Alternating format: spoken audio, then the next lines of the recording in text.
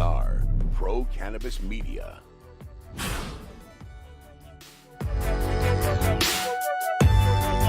Well, ho, ho, ho, ho, ho. It's the holiday show of Cannabis Chat live on a Friday afternoon. I'm Jimmy Young with Pro Cannabis Media. I'm joined by my co-host on Green Rush Fridays, David Rabinovitz, and we're so happy to have Andrew DeAngelo along with us as well. And he is in the festive mood because he put on his little holiday bow. Andrew, thank you so much for joining in and joining us here on Friday.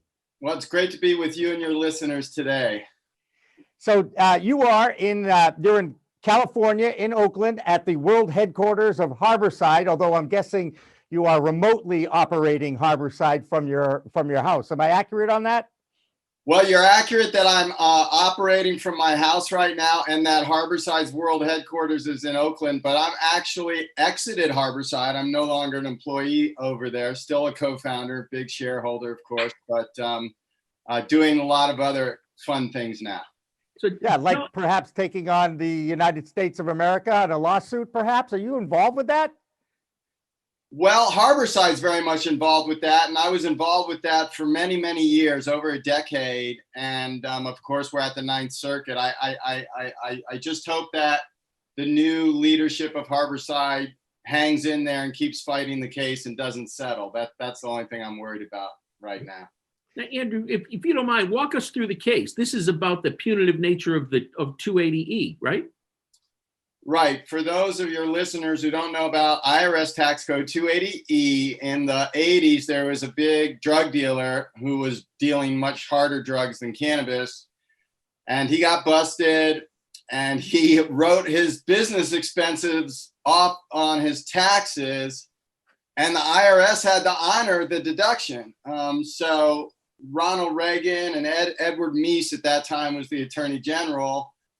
And it was a very conservative government in the United States, as you may recall, and they didn't like that. So they passed tax code 280E to prevent future drug dealers from doing that. And it applies to any transaction that of a controlled substance on the Controlled Substances Act, specifically Schedule 1 and 2, I think it is. Right, 1 and 2, that's right. And schedule, of course, we're Schedule 1 cannabis, so they apply 280E despite the fact, to all cannabis companies, despite the fact that at the time that 280E was passed, it was not intended for legal cannabis companies. It certainly wasn't intended for patients and medical cannabis companies to deal with, but we've lost all of our court cases challenging that. We've lost a few other arguments that we've made, and so we keep losing in court, but we keep fighting because it's very important that all the branches of government are put on record with respect to all the different injustices associated with prohibition. So 280E just being one of them, and the judicial branch of government has a chance to end this injustice once and for all. We're handing it to them on a golden platter. All they have to do is rule. So I hope they will rule in our favor, and that would help the whole industry, of course. We could get rid of this 280E once and for all. And instantly, our industry would go from having a very hard time being profitable to being profitable. Being very profitable, right? Right. So... Yeah, I've run financial models on it because I do a lot of that sort of thing. And I now build into the model a trigger that whoever's using the model can hit the drop down and choose what year they think 280E is going to go away. And it's amazing when you look at the cash flow coming out of the business. It's like dripping out of a faucet. And then you hit the year where it all of a sudden 280E goes away, and the profits come gushing out of a fire hose. It's just huge.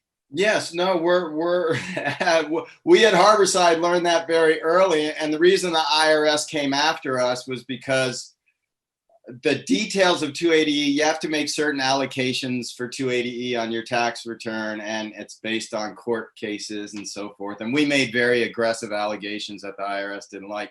Our allocation was 0.5%. Because in our way of thinking, the only portion of the Harborside experience that's trafficking is when the money and the weed goes like that, right there on the counter in that tiny little square footage. And so we said the rest of the facility is a wellness educational center. Right. Yep. And 280E doesn't apply. The federal government didn't agree. Yeah, they didn't like that one. I'm curious. Do you know who was the original drug dealer who got shouldered with all this? That they wanted to make sure. I don't recall his name. I believe it was a heroin. It might have been a cocaine dealer. One of those two. He was a smuggler, international smuggler. Got busted in Florida back in the days when that was the main smuggling route, was through Florida. So one of the groups I'm involved with are now speaking to a couple of legends out in California, and I was just wondering if it was one of them, because one of them would have fit the bill. Oh, I guess I don't know. One of the Florida legends, I understand, was making. It was not a cannabis person who did this. No, it was not cannabis. Yeah, I'm sure it wasn't cannabis. But you're a cannabis person, as is your brother Steve with the Last Prisoner Project. If you look back at 2020, this has been a kind of a monumental year in the advancement and the end of prohibition. How as long a year as 2020 has been, at least you can look back and say there's been some really good things that have happened in the pro-cannabis world, correct? Oh, yes. We have a lot to celebrate. We had a clean sweep at the election. We just had the UN vote. We just had the MORE Act vote. While both the UN and the MORE Act don't have a whole lot of teeth right now, and, it's more symbolic than it is significant. Right. It's still significant in its symbolism, because Harry J. Anslinger made weed illegal in 1937, and we have not had a single vote since the MORE Act vote since then of any kind of significance or meaning. And now we did, and we passed one House of Congress. We have another we have to pass. The president has to sign it, but that's a major step forward. We have to feel good about that. Social justice and social equity. I know you're very passionate about social equity. Took big steps forward this year, driven by activists. I'm really proud to say, driven by activists. And the activists have done such a good job that now some of this is getting to be operational. So I'm very pleased with that. We got essential status, although in Massachusetts, you're kind of on again, off again with that. That's just typical of Massachusetts, man. Don't worry, California's worse. We're the poster child for totally legalizing weed wrongly. It's California. Massachusetts is like our little brother or sister over there in the corner trying to emulate us as hard as they can. Yeah. I think, and we're coming out of the pandemic. The vaccines are going to take hold. Probably not till 2022. Will we be gathering again in any kind of really major way, a significant, consistent way? But I think those years, 2021 is going to be all about just healing and getting everything ready, cleaning up the garden, getting all the weeds out, putting our nice fertilizer down, seeding everything. And then 22, 23 are going to be the two biggest years for cannabis in the history of humankind. I mean, it's going to be wow. I love that. I love that. Tell us a little bit about so if you're not directly involved with Harborside now, what are you directly involved with now out in Oakland? Yeah, my post-Harborside life is in three main areas. One is social justice, Last Prisoner Project. So I spend about 25% of my time. I'm now chairperson of the board of Last Prisoner Project. So my responsibilities have gone up a little bit there. And I'm a strategic advisor and consultant. And in fact, I have a client in Massachusetts in a little town called Revere. So I'm excited about that project. And Andrew, yes, Revere. It's Revere. Not E-R-E. It ends in an A-H. Revere. Revere. There you go. Revere. Excellent. I don't want to offend anybody in Massachusetts, of course. Oh, please. You know what? We're so used to that accent at this point. No, but so I keep the lights on for my social justice work with strategic advisor and consultants, and I have clients all over the country and the world now. I've been at it for a while. I also have a couple firms I work with, like Global Go and Regenibus and GPS out there in Colorado a little bit now. So, and that's fun for me because not only do I get to make a living, but I get to build lots of different cannabis companies and organizations, both profit and nonprofit, both small and large. And it really gives me a chance to have a lot more influence on the industry, and I hope provide more opportunity for my constituents that I consider my constituents, if you will, which is, the underdogs, the working class people, the equity people, the black, brown people, the legacy people like me and Steve, that's my, and so I'm trying to create more opportunities for all those folks with all this work that I'm doing. And so it's very synergistic in that way. I hope that 5 or 10 years from now, instead of 4% ownership of people of color, we'll have 40%. Something like that would be something a lot closer to where we need to be than 4%. So I want to help with that because I'm in a place in my career where I'm well positioned to do that, and I am willing to do that. More importantly, I have very unique personal circumstances. I don't have children. I don't have to have intergenerational wealth created for myself. So, the industry is sort of my children and my family, and so that's how I'm trying to empower folks through that work. So I do a lot of pro bono consulting for smaller companies and entrepreneurs. And then, of course, I do a lot of creative work. Until Massachusetts is a great example of we have to lower the stigma of cannabis. Even in California, 60% of California is banned. Supply chain doesn't exist. It's prohibition by ban. And same thing in Michigan. Even Colorado has huge percentage of ban, I think, approaching 50%. Still, after 8 years or a long time. Those are the NIMBYs, right? The not in my backyards. They may have voted for it, right? But they don't want it in there. We got run out of Massachusetts. All I was trying to do was heal people. And we got run out of that. We were called all kinds of nasty names and drug dealers. And my brother's legal case was spread all over the Boston Herald. Right.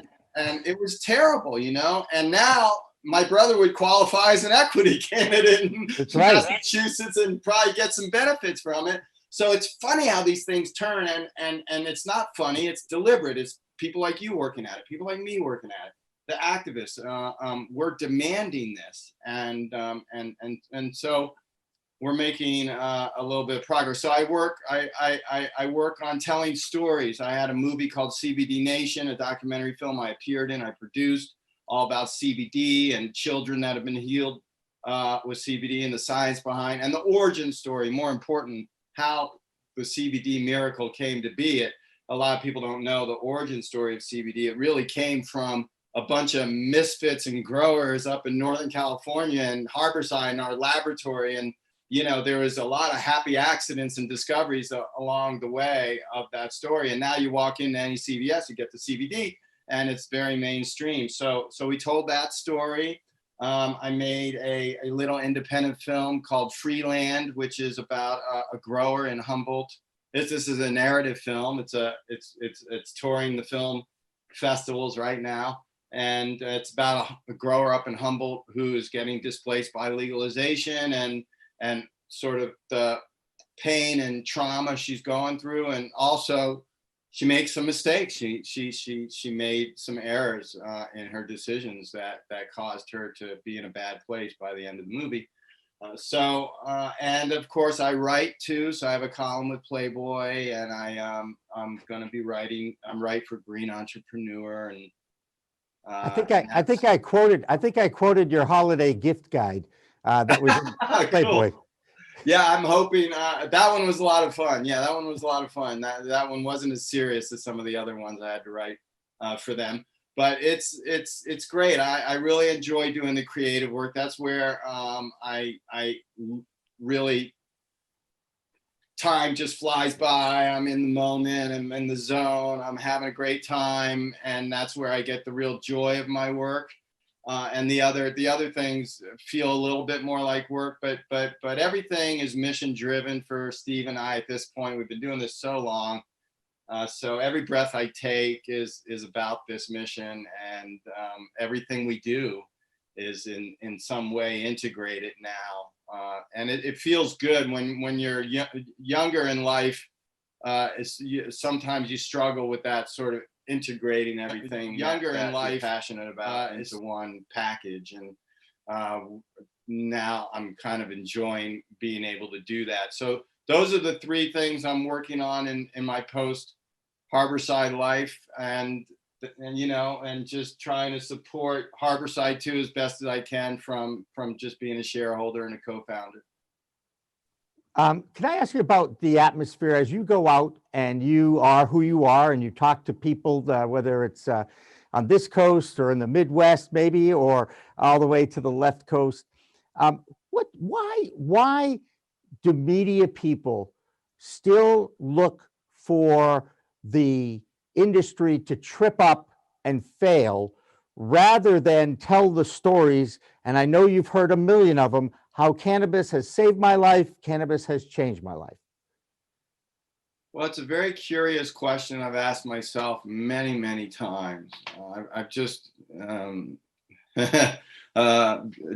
I've all your listeners have probably asked that same question too. There's something about negative coverage that the media people have discovered makes them more money, I guess. And so, and there's been 100 years of prohibition. And so there's this muscle memory that the prohibition is in the muscle memory so strongly. And there are, probably a bunch of people in the media who would love to see prohibition come back.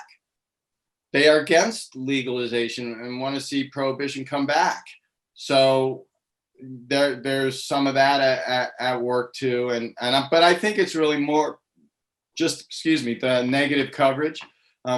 People, I don't know why, why does the Real Housewives of this town or that have such high ratings? I can appreciate that having medium ratings, but it's quality, not quantitative. This is what I keep telling people. Put out great content and it will rise to the top. Okay. It may not be talked about around the water cooler because they're good stories to be told, but no one's telling the good stories in the media. Hence what we're doing here. This is one of the reasons. I think it's great. I mean, we've really taken it into our own hands. I mean, the two movies I mentioned earlier that I was a part of, not widely distributed, independent films, pay-per-view in one case. Maybe someone will pick it up, and maybe it'll get on the streams, but it probably won't, So there's still some gatekeeper of Hollywood and media, the gatekeepers that are sort of keeping us at bay. But you're right, the right content goes through. I mean, look at Jim Belushi's show. Look at even something like Murder Mountain. At least that content did well, and it got a lot of eyeballs on it, and it didn't fail. And it was a genre piece. It was murder mystery or whatever, and getting cannabis inside genre pieces, I think, is going to be a really powerful thing in the next 5 or 10 years in pop culture. It's not going to take long. Once the gates of Hollywood open, I think you're going to see just a flood. I hope to be part of it. But everybody wants to be, everyone wants to be that. Right. Not everybody can. Right. That's right. No, and I'm glad you brought up the Grown Belushi show, because it's something I enjoyed immensely, because I thought he balanced entertainment with education and a little drama, even though I think it was pretty well scripted. But he did a great job, and he's such a great proponent and someone who's out there talking about it and accepting it. He's like, look, this is just a plant, right? I mean, that's really what it is. Mhm. So Yeah, Jimmy, I was really pleased with how that turned out. So Jimmy, we got a question for Andrew from somebody who's in our chat, because Okay. we every now and then we'll remind people who are watching live, they can always throw questions in. Andrew, do you see full national legalization at any point? And if so, how long do you think it's going to take, in your opinion? The magic question that everyone wants to know and we're all curious about and ask ourselves. And I do think federal legalization will come. I'm not in the sooner camp. I'm in the later camp. Meaning at least I don't think it happens in the first term of the Biden administration. It might happen in the second term. We might get some incremental change on banking, maybe even, Lord willing, 280E. But I don't. Maybe we get decrim if the Democrats can get a hold of the Senate. Maybe. But I even if the Democrats win both those runoffs in Georgia, they're not going to get all 50 to vote for the MORE Act. They're just not.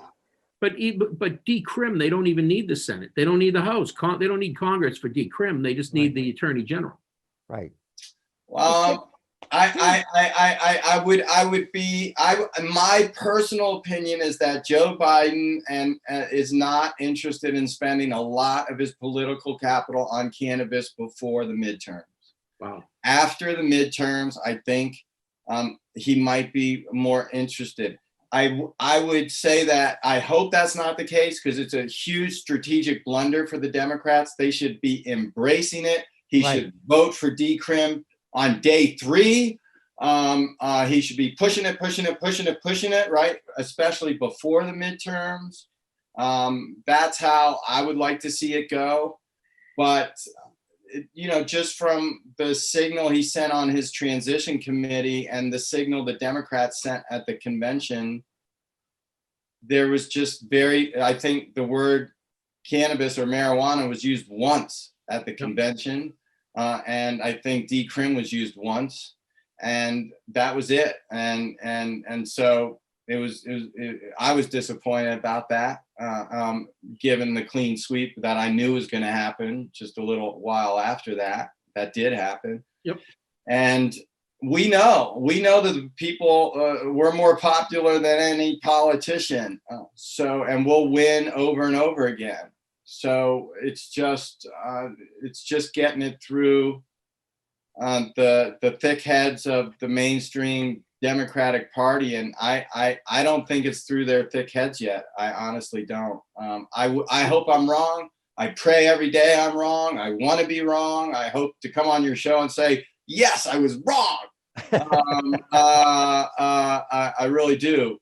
But if you're going to ask me an honest question about what my opinion is, I'm going to honestly answer. Sure. I think we're not a whole lot happens before the midterm, particularly if we lose one or both of those seats in Georgia, and maybe not even after the midterms. Although I hope banking can happen. Well, decrim would get banking to happen. Right. And decrim would, personally, I hope they decriminalize. I don't want to see legalization. Legalization is great for the user and the consumer, and I don't want to discount that. But for the industry, legalization is not the best thing for the marijuana industry. Legalization of marijuana will create the greatest destruction of capital we've seen in a long time. Because I don't disagree with you. I don't think the federal government's ready to do this right. And so and maybe that's Biden's genius. Maybe he knows that, and that's why he's embracing decrim. Decrim would be great. But the problem with decrim is there's no taxes. and there is a lot of other things. So it's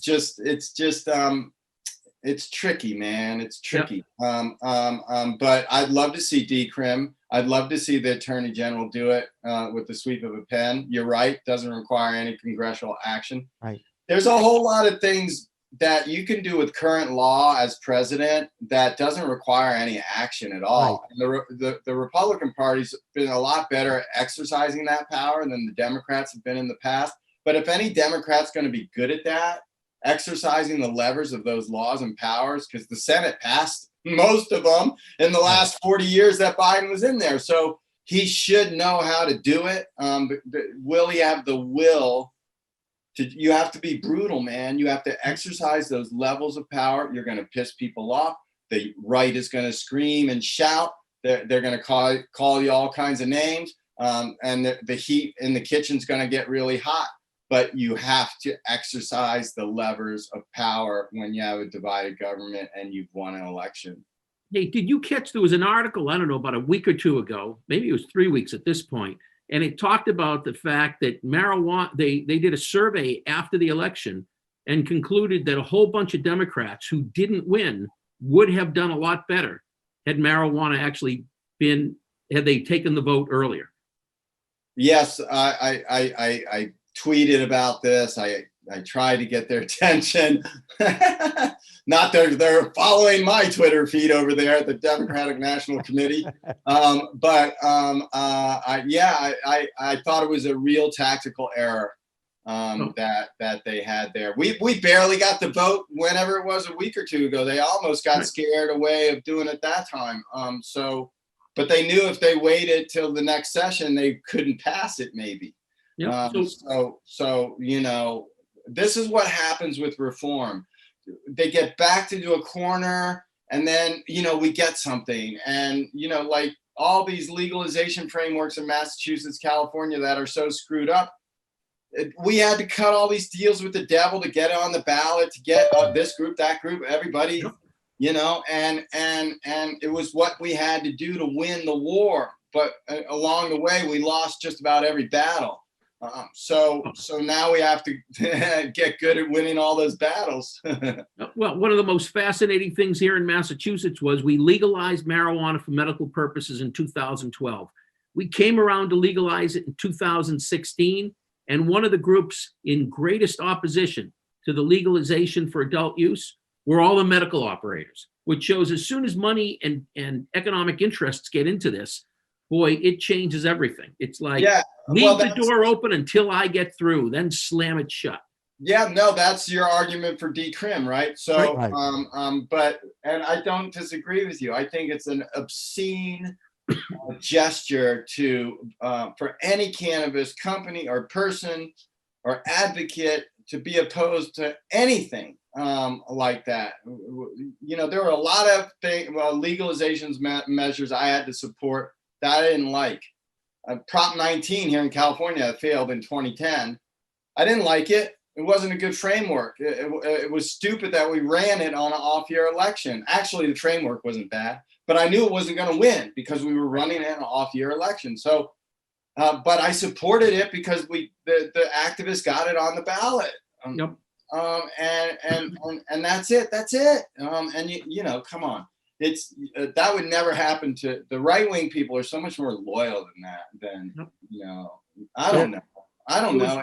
You have to have loyalty. And so that's obscene. We've seen this in California. I spent 2 years in Sacramento trying to fix the framework here, and we'd have the same thing.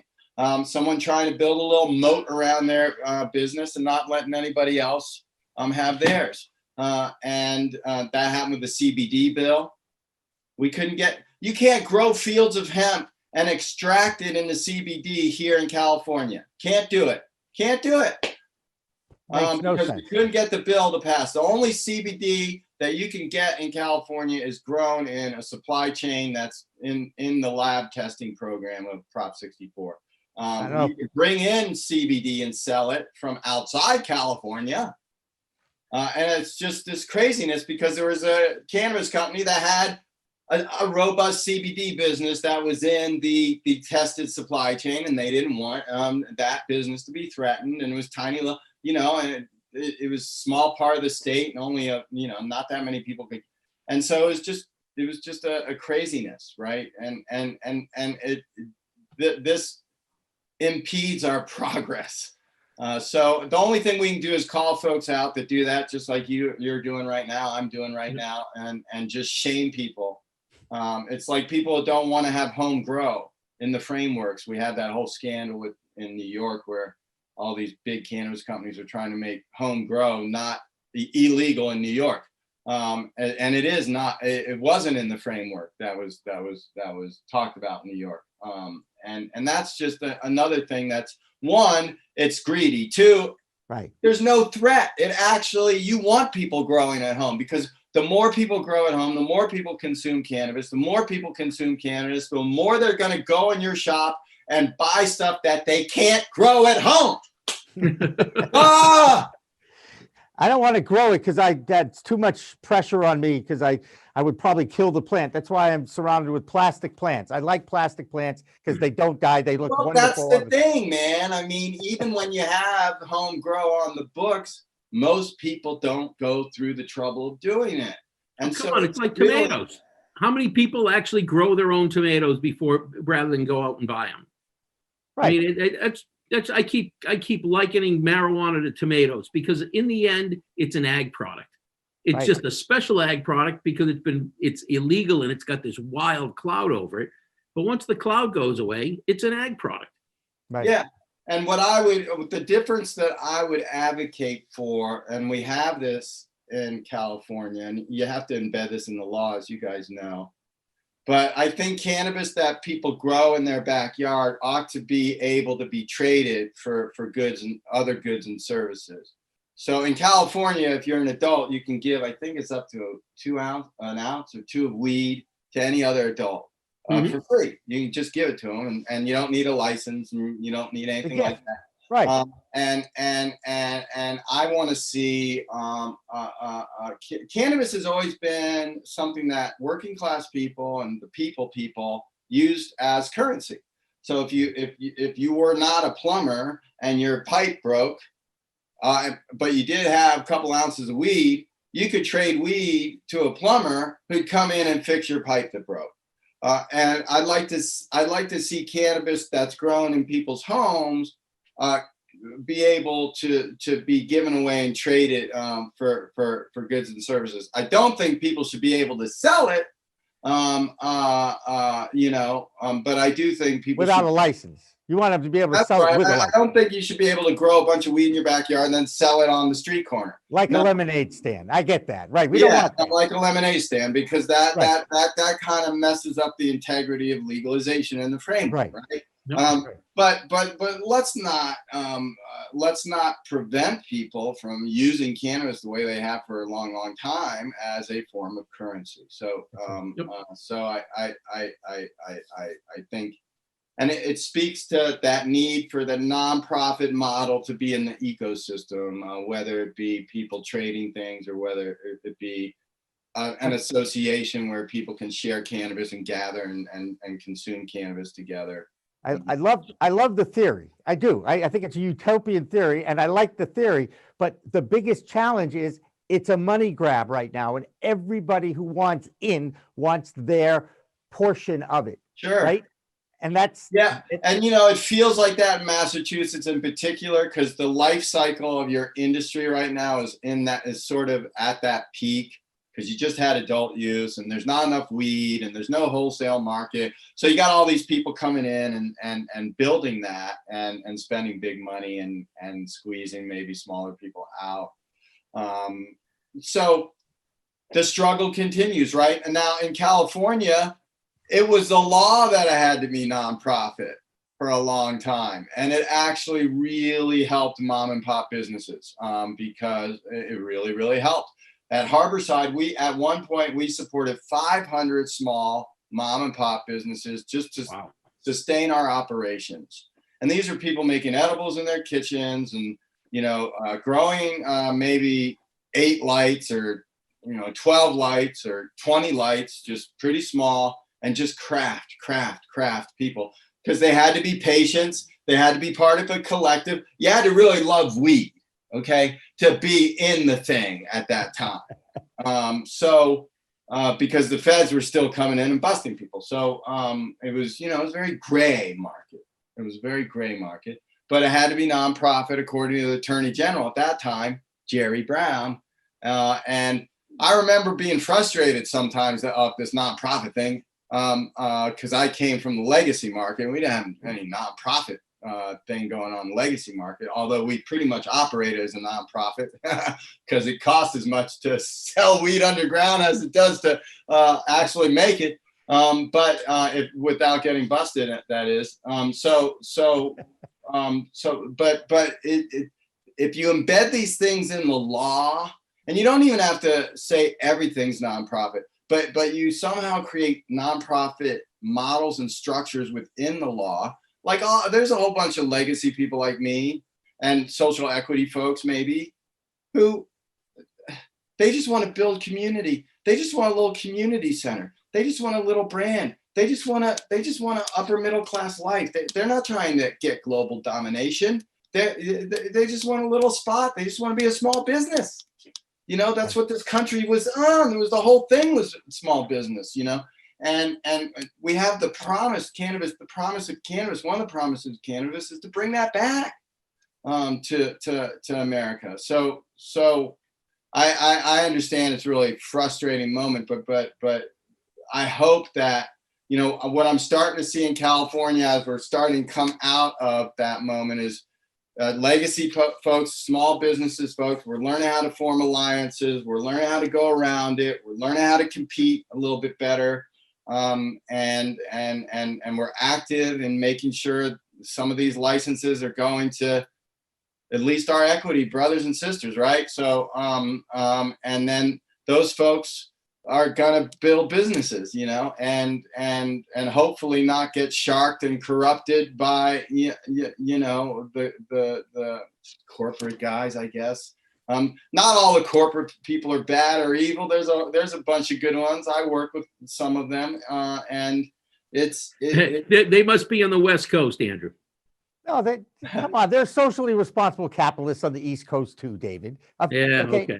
It may not be as many, okay, but there's certainly, and I think that's. Well, it's a ethos we have to popularize. Right. You're right. It's not. People look at me like I'm crazy sometimes because I've given away. I probably had $1 billion worth of weed come through my hands. But you look at my net worth and you're like, what's wrong with you, man? It's because I gave most of it away, or I spent it on things that were altruistic, and I feel great. I feel great about my life. I have no regrets of doing that at all, and I have a huge community of people that love me, and it feels really good, and I get to build things, all the time. Well, you guys, you've changed the world. You and your brother have changed the world in so many ways. But I would be remiss if I did not ask you about our vice president-elect, who, of course, has a little history in California. What is your impressions of Kamala Harris? And I'm sure you have a story or two about that. Well, I was at a fundraiser with her one time. There you go. When she was running for re-election to Attorney General. Yep. And she was making some noises that she was going to be our friends. She ended up sort of not being our friends, but then shortly thereafter started being our friends. So she's, she has, I wish her the best. I hope that she's a seminal, transformative change agent and figure. I hope there's monuments to her someday. Whatever her dream is on that level, I hope she earns that. But you do have to earn it. And, we're ready to work with her. We're ready to work with the Biden administration. I give the Democrats a hard time because they've been so unreliable, but I love them. And certainly I'm not going to be a Republican anytime soon. And then, so what else are you going to be? I always joke, the cannabis party, giving people what they really want. Hey, Pat Paulson ran on that. Didn't Pat Paulson run for president in 1968 on that party? Something like, you guys remember? Something like that, right? There was one, I think. Right. And then, of course, Shirley Chisholm. Well, we can't forget her pioneering effort in 1972. Right.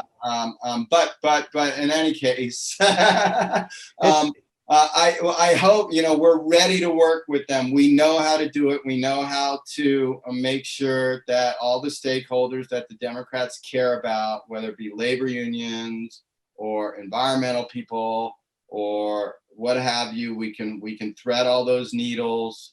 We're ready to collaborate. We're ready to dialogue. We're ready to get our people out of prison. We're ready to do this. So I hope that we can get them to the table and get us all working together. And I wish I want this country to transform. Right. And so to the extent that the new administration can move us along in those directions, I'm going to be supportive and give everybody the benefit of the doubt, and keep everyone honest and make fun and sort of, give people a hard time when warranted, because that's our job as activists. We're activists and operatives now, because we've won a few wars, right? So we're doing both of those things. And we got to get a little bit better at the operative part. And frankly, I'm not very good at that. I'm probably better at the activist part. But I think we can be very persuasive too. And certainly the people are on our side. And, look, we've got a plant that's not only a great medicine, that's not only a great relaxant, that not only can sequester carbon, but anything that you make out of a carbon-centric material, like timber, or petroleum, or fossil fuels, or cotton even, you can make out of hemp or cannabis, and use a lot less pesticides, water, and all that, and carbon, and sequester a lot of carbon. So farms are the future raw material factories, not mines and drills. So we're just beginning, and there's really no choice for humanity but to embrace this plant and other visionary plants. There's just no real choice. So we'll all keep at it until that happens. That's right. And you know what, as a humanity, we need to heal, and the plant has that power. And I expect in the next year that we will all be healing, and the plant will go along for the ride. Andrew, DeAngelo, what a great conversation. We went even longer than I expected because you were so compelling, and we so appreciate you taking the time. And I hope you'll consider us when you come to visit Ravia. You can come and we'll talk and get to meet each other from a social distance, at least until we're vaccinated. Fair enough? No, I'm looking forward to it. As next time I land in Massachusetts, I will look you all up for certain. It's been a real pleasure talking with you today. All right. Thank you very much, Andrew DeAngelo from California. All right. We're late for a break, as they say, but we're going to take the break. And then when we come back, we're going to start soliciting some of our past guests about what you think is the top 5 stories in cannabis in 2020. Don't go away. Cannabis Chat continues after this.